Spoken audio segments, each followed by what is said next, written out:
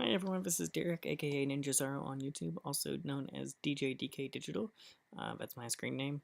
But what I wanted to do today is I wanted to show you some editing techniques that I've learned for editing raw files when you are in Adobe Lightroom. So let me show you what I have going here. This is a photograph that I took using my Canon 6D. P6D, if you're not aware, is a full-frame DSLR camera. But I basically shot this at about I'm actually not sure how to read it. I guess like 1.4 seconds at f/22, 58 millimeters, ISO 100. And what I wanted to do is show you how I edit my work so that when you see the end of it, um, what exactly I guess but I like to achieve when I do this. So inside of Lightroom, I'm gonna go ahead and go over to the Develop slider. And then inside of the Develop slider, the first thing I'm gonna do is I'm actually going to adjust my exposure. So I just want to make this just a little bit brighter than it already is. Not too much here, but just a little bit. And then from there, what I'm going to go ahead and do is after I wrap this up some, I'm going to go ahead and go here. I'm going to bring down the highlights in the photograph, pretty much almost all the way down.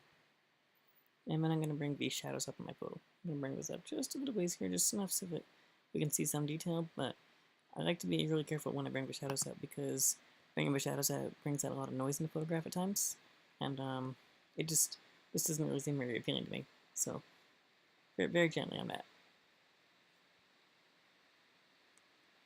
But after doing that there, what I like to do at that point is I like to add a little bit of contrast to the photo. And then what I like to do is I like to go ahead and add some vibrance to the photo as well. And I'll just usually pull the brightness slider up just to always here, not really too much. So if I'm not happy with the results I'm getting from the vibrance, I'll go ahead and I'll zero that back down to 0, and I'll instead bring the saturation up. I think in this case here, the saturation really matters more to me than anything.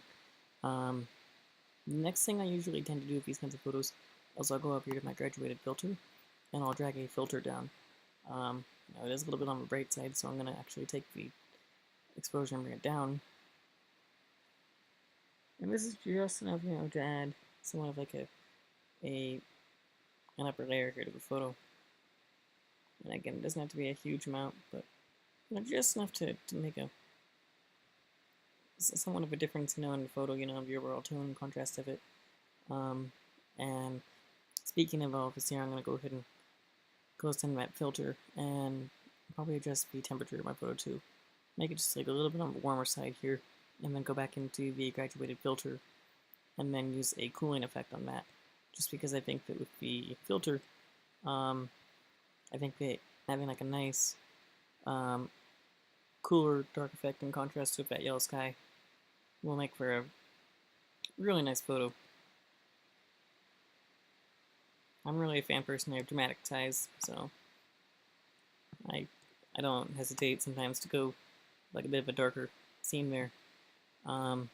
For added visual interest, what I'll usually go ahead and do at this point is I'll go ahead and add a little bit of like an artificial lighting to a photo, but I think that it adds to it.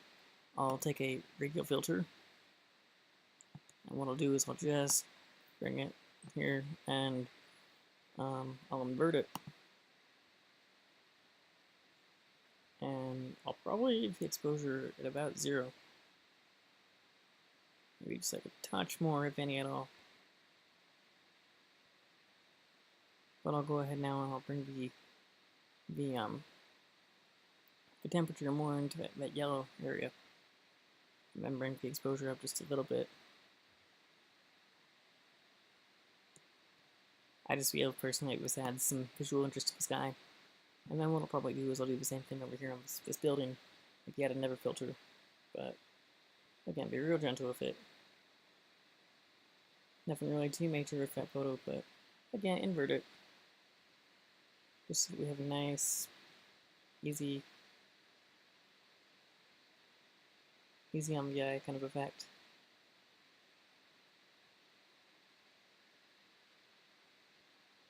And don't hesitate to feather it too. That'll make it real. Be real gentle with this kind of effect here. You don't want to overdo it. We're just doing it just because we want to be able to share what we have going on here, but we don't want it to be too overbearing at the same time.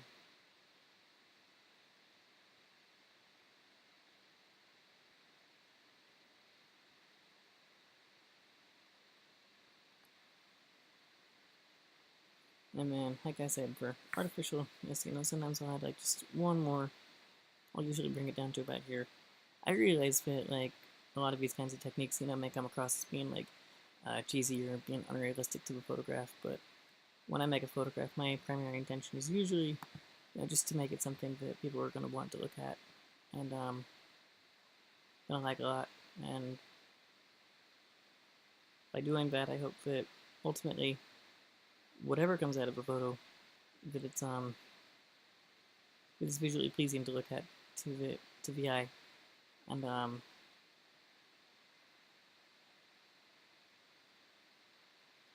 it's just something that people enjoy looking at here. And so I'll probably just keep this real simple here.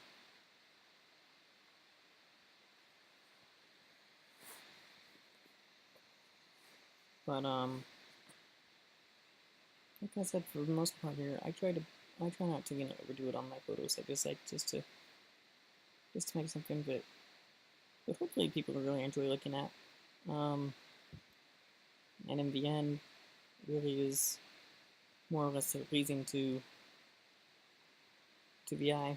But let's go ahead and go down to here for just a minute. We're gonna bring up just a little bit of sharpening on the photo here. If we zoom in, I had a little bit of camera shake in this photo here. I went back and I corrected it to try to get a little bit better. But I still feel that that in certain parts of the photo, a little bit of sharpening goes a long ways. Noise reduction, a little bit of noise here in the clouds, but not a whole lot really to complain about. But nonetheless, it doesn't hurt anyway to try to just knock that out there and take care of it. But overall, I think that besides adding just a little bit of a vignette,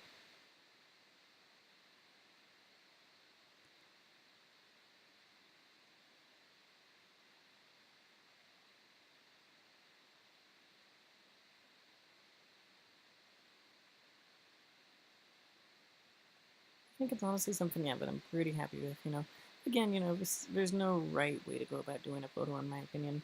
I mean, if you want to call it a right way, the only right way is just to make sure that it's something that you feel good about, if you've done that, then I don't really think that there's too much more that you can do. But it's just important just to have a photo that that you feel good about, because ultimately that's your work, and that's what's going to count.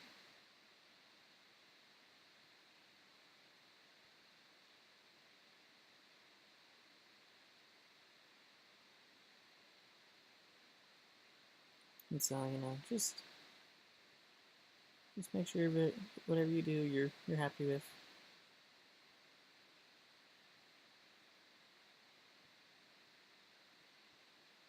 And with that, I think I'll pretty much go ahead and just leave this here, as is. Like I said, this is something that, you can mess with here quite a bit, but, it's really just a matter of doing it way, but hopefully, it feels really tasteful to you, and, ultimately, that's in itself, that's going to be something that counts in itself. If you feel good about your work, then that's really what's going to count more than anything at the end of the day. But I'm just lately just going over just to try to correct where I'm at, just because I want to make sure that it feels reasonable to me. It's really easy to overdo this kind of processing, but with that, I think I'm gonna go ahead and just collapse this panel down here, come on down to my magentas, and just take one last look here at where we currently stand.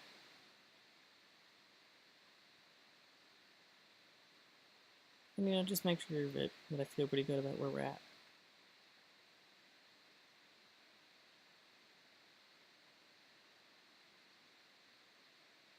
And I think I'm gonna go ahead and leave this one as is, just like right there.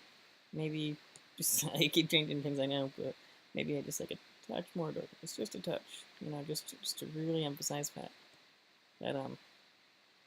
that the depth of that sky there. And yeah, I think I'm gonna call that good. You know, I hope that this has been insightful and that it shows you a thing or two about the way that I like to process my own photos. Maybe give you some inspiration. Um, I like this kind of thing a lot here, and you know, ultimately, it it really just comes down to, you know, choosing a photo and a style technique that really feels good to you about it. So I'll tell you what here. I'm going to give you one last thing. I'm going to give you a quick way that you can crop this as well if you really decided that you wanted to bring this down at all. Uh, just to bring like a little more visual focus onto the photo itself. Sometimes, you know, when you're doing a photo, it doesn't hurt to try to it doesn't hurt maybe to go for like a panoramic kind of a way view, just to really tighten the focus. Honestly, I'm quite happy with the crop as it was, but you know, it's just something that you can consider though too, if you want to really drive the focus to a particular point or area in that photo. Um, that is something that you definitely can do. But I'm gonna go ahead here and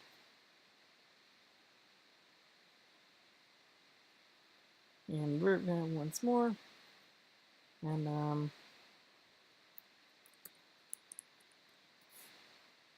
bring the exposure up just a little bit on that. So I still feel like it's just like a little bit more of like a focus on that that glow. Honestly, um,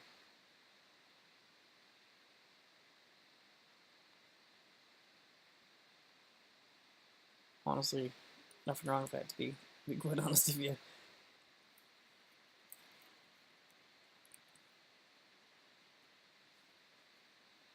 But like I said, you know, be real gentle when doing these kinds of photos, you know, just because it's so easy to overdo it, and it's I don't think that really an overly processed photo is gonna look um, too pleasing to the eye, let's say. But um, just one way to go about doing it, and this is the way that I like to recommend. And yeah, I'm gonna go ahead and leave this hopefully once and for all um,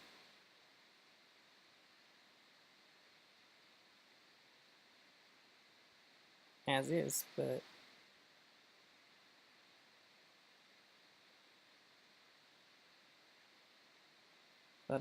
yeah, hope you enjoyed this here. Um, if you have any questions, comments, feel free to shoot them my way. I'd be happy to do what I can to address them for you. And yeah, thanks so much for viewing, and we will see you guys next time. Cheers.